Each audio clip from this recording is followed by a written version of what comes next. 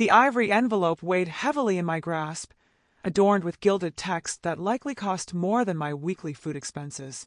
I already sensed its contents, an invite to my sister's engagement celebration. What caught me off guard was my own address listed as the event location. My name's Camila, the child my parents avoid mentioning at their upscale brunches, the challenging one who picked interior design over law school and purchased her own place instead of marrying my dad's golf partner's son. Sweetheart, your home was the obvious choice. My mother's voice buzzed through my phone just hours after the invitation arrived. It's ideal for me as big moment, those sleek lines, expansive windows, and that stunning city view. Everyone's been eager to peek inside since your father bragged about our family estate at the gala. I rubbed my temples. Mom, this isn't a family estate. I bought this place with my own earnings from my company.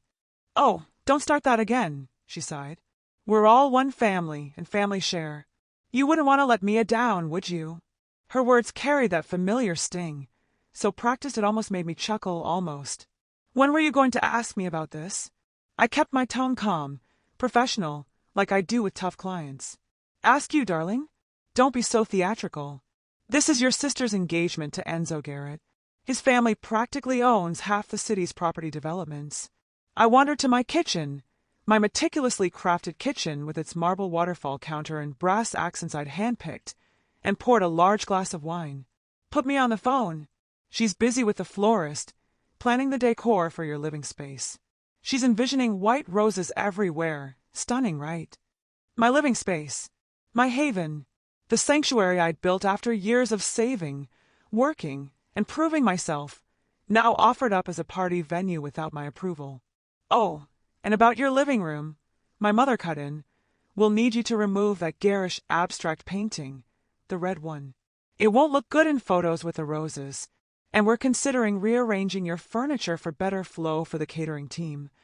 I took a long sip of wine, recalling the day I bought that painting, my first big purchase after securing a major client.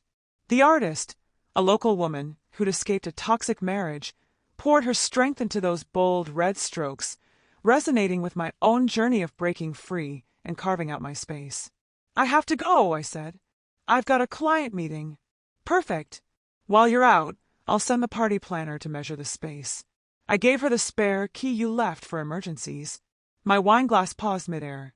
You did what? Don't worry. She's top-notch. Highly recommended. I set my glass down and opened my laptop, pulling up a video call with my friend Evangeline. Her face appeared instantly. Hey, what's wrong? You got that look. They're at it again, I said, holding up the invitation. They're hosting Mia's engagement party at my house. Already sent invites, gave away my spare key, and they're planning to redecorate. Evangeline's eyes widened. Without asking. That's bold, even for them. I gave a hollow laugh. The worst part, I'm not even shocked.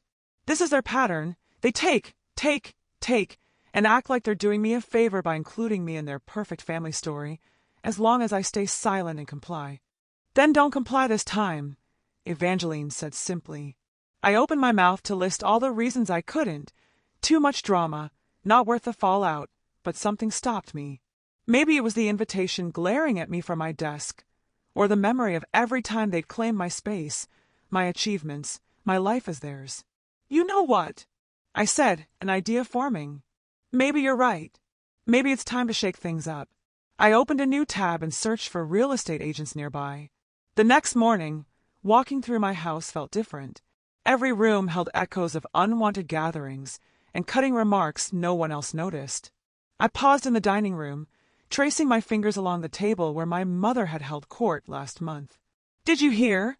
She told her friends over exorbitant wine. Camila's latest client is that tech startup that just went public. She glowed with pride, not for me, but for the success she could claim. We always knew she'd thrive, despite her unconventional path. My phone buzzed, my mother. Darling, the caterers need details about your kitchen setup. Do you have a double oven? And Mia's concerned about the powder room's lighting. It's not ideal for photos. I deleted the message and called Evangeline instead. I'm listing the house, I said. Whoa, you're really doing it, she replied. This is your dream home. I gazed out my living room windows at the city skyline. It was my dream. Now it's their stage. Every time I step inside, I see their fingerprints, the parties, the comments, the constant intrusion. Remember last Christmas? Evangeline asked. When your mom reorganized your entire kitchen because no one could find anything, and then complained about your cheap wine glasses to everyone. The ones I bought in Venice on my first solo trip, I added. The trip they said would ruin my career. Instead, I'd met an Italian furniture designer who became my biggest client. I smiled. They took credit for that connection, too, claiming they'd introduced us at the country club. My phone buzzed again, Mia. Mom says you're not replying about the catering setup. Don't be difficult, Cammy. This is my engagement party. Can't you just be happy for me? The message stung, but less than it used to. I opened my laptop, browsing local real estate listings and market prices. Property values had soared since I bought the house 3 years ago. You know what's worst? I said to Evangeline. They've never asked how I afforded this place, the late nights designing other people's homes, the risks I took starting my firm. Because that would mean admitting you succeeded without them, she said quietly. My doorbell rang. The security camera showed my mother with a party planner already pointing at my front yard. They're here with a spare key I never okayed, I said. Don't answer, Evangeline urged. Let them think you're at work. I watched as my mother used the key, leading the planner inside like it was her own home. Their voices carried. The furniture needs a complete overhaul. My daughter's taste is unique, but we can make it work. The key is that it photographs well. I muted the audio and opened my email, typing swiftly. Dear Mr. Jordan, I saw your real estate listings and want to explore selling my home located at. What about the party? Evangeline asked. I hit send and smiled. Nothing yet. Let them plan their perfect event. Invitations, caterers, flowers. Let them think it's all going their way. You're terrifying when you're scheming, she said. I learned from the best. My family's been pulling social power plays for years. They just didn't think I was watching. My phone buzzed, a text from my father. Your mother says you're being difficult about the party plans. This reflects on all of us. Don't embarrass the family. I saved the message to a folder labeled Receipts, then blocked off the next 3 weeks on my calendar. I had work to do and time was tight. Hey, Evan, I said, still staring at my father's text. Cancel our brunch next weekend. I'm going house hunting. Dean Jordan's office screamed high-end real estate, glass, chrome, curated success. But there was sincerity in how he listened as I explained my situation. So you want to sell fast and discreetly? He asked, jotting notes. And timing matters. I showed him the party invitation on my phone. That's my address for now. And the party planners redecorating my home don't know I'm selling. He studied the invite, then looked at me with interest. There's a story here. Always is. I opened my laptop, showing my portfolio. What matters is the house is mine, fully paid. I have every payment documented from my business account. My phone buzzed, Mia again. The florist needs to know if your living room walls are cream or eggshell. It's important. I ignored it and turned to Dean. How fast can we move? He pulled up comparable listings. Very fast, especially with private offers, less exposure. Perfect, I said. Though, fair warning, he added. Once we list, even privately, word spreads in certain circles. I thought of my father's golf buddies, my mother's charity group, their decades-long social web. Keep it quiet as long as possible. If it leaks, that's their problem. Another buzz, my mother. The caterers are coming Thursday to check the kitchen. Be home to let them in. Dean watched me silence my phone. Family can be messy. Family can be toxic, I corrected. Sometimes, walking away is the healthiest move. He nodded. I had a client last year. His parents treated his vacation home like their personal resort. He sold it, bought a Montana cabin. Said it was the most peace he'd ever felt. Montana sounds nice, I mused. But I'm not escaping. I'm taking back my space, even if it means finding a new one. My phone lit up. Enzo, Mia's fiancé. Mia's upset you're not helping more with the party. Can you be more supportive? This is huge for both our families. Dean caught my expression. How many people are planning this party? Too many. I pulled up my calendar. Can we schedule viewings for next week? I want options ready before we list. Of course, he said, typing. Any areas in mind? Somewhere they'd never look, I said. And less like a showpiece. I'm done living in a gallery. He smiled. I might have the perfect place. Not listed yet. Older building, great bones, needs work. He glanced at my portfolio. Something tells me you'd know how to handle it. My phone buzzed. A party planner. Your mother approved replacing the living room art with a flower wall for photos. Movers will store your pieces until after. I showed Dean. How fast can you get photographers here? Tomorrow morning, he said. Listing ready by week's end. He studied me. You're sure? I thought of every compromise, every boundary they'd crossed, every time they claimed my success while dismissing my choices. List it, I said firmly. Price it to sell quickly. He nodded, pulling up paperwork. One more thing. When offers come in, how do you handle showings with this situation? I smiled, picturing my mother's orchestrated tours, Mia's photo plans, their meticulous event prep. Schedule them when they think I'm at work. I've learned it's easier to ask forgiveness than permission. Dean raised an eyebrow. Another story? There is, I said, signing the agreement. But they won't know until it's too late. The familiar scent of my mother's perfume filled their dining room. Family dinner, their latest attempt to soften me after sensing my resistance to the party plans. I should have declined, but there I was in my usual seat, while my mother fussed over Mia's place setting. You look exhausted, darling, she said, eyeing me. Are you resting enough? You know how you get when you're overtired. I'm fine, Mom, I said, sipping wine, regretting not driving myself. Always work with you, my father said, slicing his steak. Enzo's firm needs an in-house designer, steady work. I could make a call. I run my own firm, Dad. I'm not looking for in-house roles. Speaking of Enzo, Mia cut in, his mother called. Their friends are thrilled to see the house. Everyone's buzzing since we announced the venue. My mother glowed. The Garretts have impeccable taste. Good thing we're tweaking a few things before the party. Your modern pieces, Camila, they're unique, but not quite right for such a big event. I speared an asparagus stalk. Those pieces were featured in Design Monthly last year. Oh, your little magazine feature, my father said dismissively. You know what's truly impressive? Building a family, not just a portfolio. Mia gets that balance. Mia beamed. Enzo and I are already discussing kids, at least 3. Wonderful, my mother said, clasping her hands. You'll have such support, unlike poor Camila, alone in that big house. I'm not alone, I said quietly. I have friends, a thriving business, a life I built. Friends aren't family, sweetheart, my mother said, patting my hand. We worry about you. All that independence isn't natural for a woman your age. My phone buzzed, Dean. First offer came in, well above asking. Review tomorrow. Who's that? Mia asked, trying to peek. Working during family dinner? Just a client, I said, pocketing the phone. Always clients, my father said. The Patterson's son, just made partner at his law firm. Single, stable. I'm not interested in the Patterson's son. Of course not, my mother said. You reject everyone we suggest. Sometimes I think you like being difficult. Being different from what you want isn't being difficult, I said. Silence fell. My father cleared his throat. About the party, we need your garage cleared for valet parking, and the caterers want to set up in your office. Better flow to the garden. My office. I set down my fork. Where I work.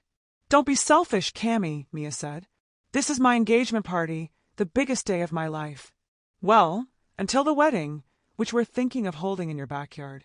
The landscaping's perfect for spring. My phone buzzed. Dean again. Second offer, even higher. Who keeps texting? My mother snapped. It's rude. I stood. I need the bathroom. In the hallway, I leaned against the wall, breathing deeply. Family photos lined the corridor. Mia's graduations, her debutante ball, her first job at our father's friend's company. My only photo was from a charity gala where I donated my design services, which my mother claimed as the family's gift. My phone buzzed. Evangeline. How's dinner with the demons? They're planning Mia's wedding in my backyard. I typed. Good thing I'll be gone by then. You okay? I looked at my reflection in the mirror. For the first time in years, I was better than okay, I replied. I'm done. Back at the table, my mother was showing Mia paint samples for my living room walls. The current color won't suit the party theme. We'll repaint next week. Nothing too bold, for timeless photos. I drained my wine glass. Paint it whatever you want. They stared, surprised. Really? Mia squealed. I knew you'd come around. I smiled, thinking of a signed listing agreement in my bag. Consider it my engagement gift. What's family for? Later, I emailed Dean. Accept the highest offer. Close fast. Then, to my phone camera, this is the dining set my mother claimed she gifted me to elevate my taste. She told everyone it was her housewarming present. I panned across the elegant table and chairs I'd actually bought from a Barcelona artisan. The receipts are in this folder, along with every item they've tried to claim. I'd been recording a video diary, part evidence, part therapy, part reminder of why I was doing this. The movers come tomorrow, I continued, walking through my soon-to-be former home. Everything important is in storage. Everything they think matters. That stays for their perfect party. My phone chimed, Evangeline. Need help with the last boxes? Bring wine, I replied. She arrived in 20 minutes, 2 bottles in hand, dressed in what she called stealth moving clothes, all black, like we were pulling a heist. This is really happening, she said, eyeing the staged rooms. You're going through with it. Sign the closing papers, I said, handing her a glass. New owners take over next week. And your family has no clue? I played her my mother's latest voicemail. Darling, the painters are coming Monday for the living room. Be there to let them in. And do something about that tacky chandelier. It ruins the aesthetic. The chandelier I'd spent 3 months designing, costing more than Mia's ring, but they assumed it was mass market. Evangeline helped pack my personal items. Photos, documents, small treasures with meaning only to me. Everything else stayed, arranged to keep up the illusion until the right moment. Your video diary's going viral, Evangeline said, wrapping a hand-blown vase. Rich family drama always does. That's not why I'm recording, I said, pausing. Well, not entirely. I need proof, for me, that I'm not crazy that this happened. My phone buzzed Mia. The wedding planner needs your backyard measurements for tents. Send the gate code. You're not crazy, Evangeline said, reading over my shoulder. They are. I ignored the text and checked my security feeds. The house was under surveillance, capturing every unauthorized entry, every presumptuous rearrangement. Look, I said, playing yesterday's footage.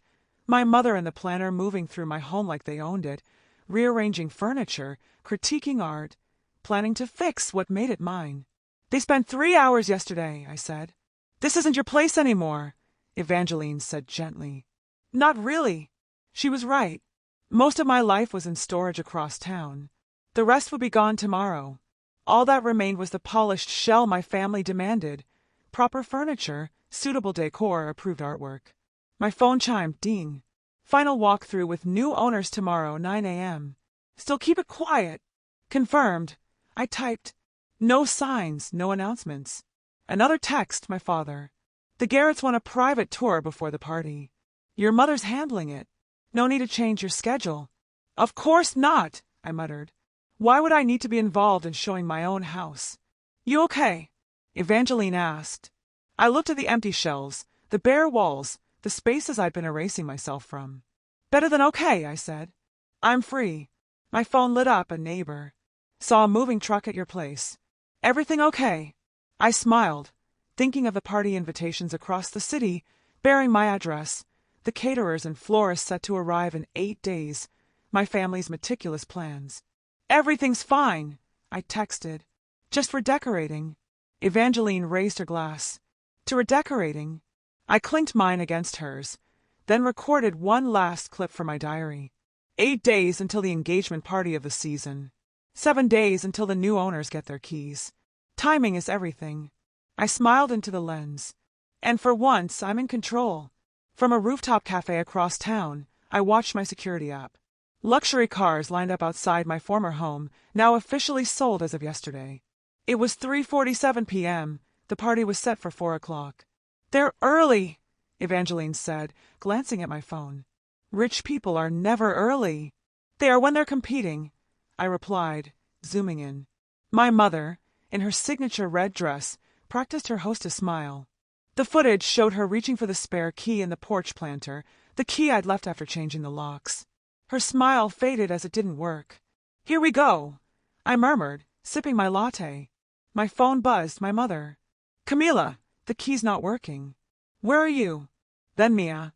"OMG, why isn't anyone here?" "The caterers are waiting." My father. "Call now. Emergency." I silenced my phone and watched the feed. The crowd grew. Women in designer gowns, men in tailored suits, confusion turning to concern. The catering van idled. The florist's truck was double parked. "Is that Enzo's mom peering through the windows?" Evangeline laughed. It was. My mother was frantically dialing, gesturing apologies to the crowd. The planner was melting down by the garage. A neighbor texted, "Big scene at your house. You okay?" Another, "Did you see? Someone put a sold sign in your yard." I checked social media. Hashtag Delgado Party Fail was trending locally. A photo showed my mother arguing with caterers, captioned, "When the hostess can't enter her own venue." "Your sister's gonna kill you," Evangeline said, grinning. "If she ever speaks to me again." My voicemail filled up. I played one. My mother. "Camila, I don't know what game you're playing, but you're humiliating us. The Garretts are here, your father's firm partners, everyone but you. And that sign. Call me now." Next, Mia, crying, "How could you ruin my special day? I knew you were jealous, but this is cruel." My father, icy, "You've made your point. Fix this." I switched to the feed. The crowd swelled, guests mixed with curious neighbors. Someone photographed the sold sign. My mother's hostess mask was cracking, her composure gone. "Should we go?" Evangeline asked. "Not yet." I opened my email and typed, "Dear Mom, Dad, and Mia, by now you've realized the house isn't available for your party, wedding, or any events you planned without my consent. The new owners took possession today, a lovely couple who asked permission before making changes. Imagine that. I've documented every unauthorized entry, every use of the emergency key, every change you planned without asking, every message dismissing my boundaries. Copies are with a family lawyer, clarifying who owned the property and who had rights to it.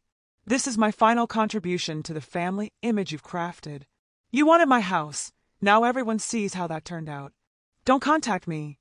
I've moved somewhere you'll never look, with no space for your social ambitions. Congrats on the engagement, Mia. I'm sure you'll find a venue up to your standards. Camila." I hit send and looked at Evangeline. "Now we can go." As we left, Dean texted, "Saw the chaos at your old place. You okay?" "Better than okay," I replied. "Dinner?" Evangeline raised an eyebrow. "The real estate guy?" I shrugged, watching the chaos unfold on my feed. "I'm ready for something new, something real." "Speaking of real," Evangeline said, "your mom just posted that the party was postponed due to unexpected renovations." I laughed. She's not wrong. The new owners are planning big changes, starting with painting over that hideous color they picked for my living room. I added, "The video's at 50,000 views," Dean said, sliding his phone across the table at a cozy Italian restaurant, far from my family's usual spots. "Someone leaked your mother, trying every door." "Wasn't me," I said, smiling, though I share the footage with a few people who had their own grudges against the Delgado social machine. "Savage," he said, pouring wine. "Regrets." Before I could answer, my phone buzzed, Mia's voicemail. "The Garretts postponed the wedding. Happy now. You've ruined everything. I hate you." "That's her fourth message today," I said. "Wanna talk?" "Not really." I sipped wine.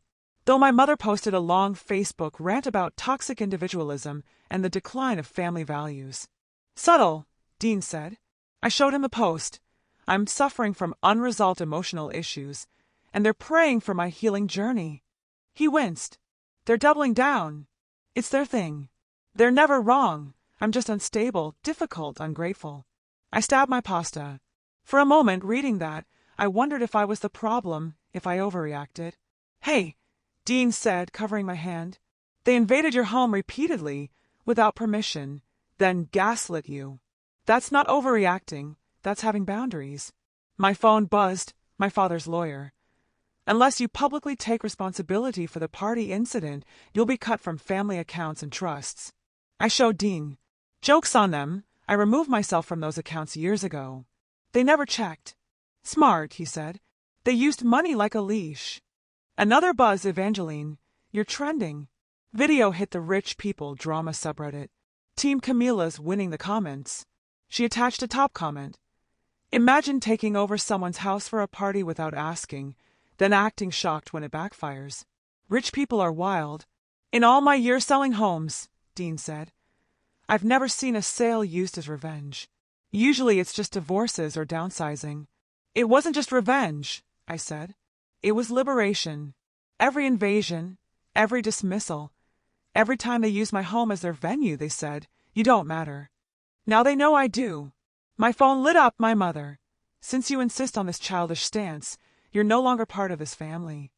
Don't contact us until you're ready to apologize. I stared, feeling pain and peace. You okay? Dean asked. Actually, yes, I said. They've threatened to cut me off for years, whenever I didn't obey. It was their biggest weapon. Now they've done it and I feel free. To new beginnings, he said, raising his glass. Speaking of which, I said, pulling up photos. What do you think of that fixer-upper you showed me? Great bones, awful wallpaper. The Victorian, still available. Needs work, but you'd know what to do. I squeezed his hand, picturing my future home, flaws, potential, and all. My phone rang, an unknown number. I almost ignored it but answered. Camila! It's Enzo, Mia's fiancé. I shouldn't be calling, but I need to say something. I waited. You were right, about how they treated you, how they took without asking. I saw it and stayed silent. I'm sorry. Why now? I asked. Because they're doing it to us too. The wedding, the venue changes, the control. Mia doesn't see it yet, but, he paused. You were brave to walk away, to choose yourself. It wasn't brave, I said. It was necessary. After we hung up, Dean looked at me. Some bridges don't need to stay burned, I said. But they need rebuilding on better terms. My phone buzzed, a security app notification. My mother stood on my old house's porch, staring at a door she couldn't open. She looked smaller, less certain. For a moment, I felt not regret but recognition of the woman who taught me strength by showing me what I refused to become. Ready to plan renovations? Dean asked. I looked at the awful wallpaper, the outdated fixtures, the pieces waiting to be transformed, not into a showpiece, but a home. My home. Actually, I said, I want to document this renovation, share it online, show what it means to rebuild something truly yours. From viral revenge to home renovation influencer, he said, smiling. Quite a shift. My mother always said I needed to fix my image. I replied, opening my phone camera. Let's start with this wallpaper. I'm calling the series Reclaiming Space. I pointed the camera at myself in my future living room and started recording. Hi, everyone. Remember that viral video of the failed engagement party? Welcome to my new chapter. No perfect facades here, just real walls, real work, real growth. Who's ready to renovate? Dean wrapped his arms around me, both of us reflected in the screen. Not perfect, not polished, but completely, authentically ourselves. And that was better than any showcase could ever be.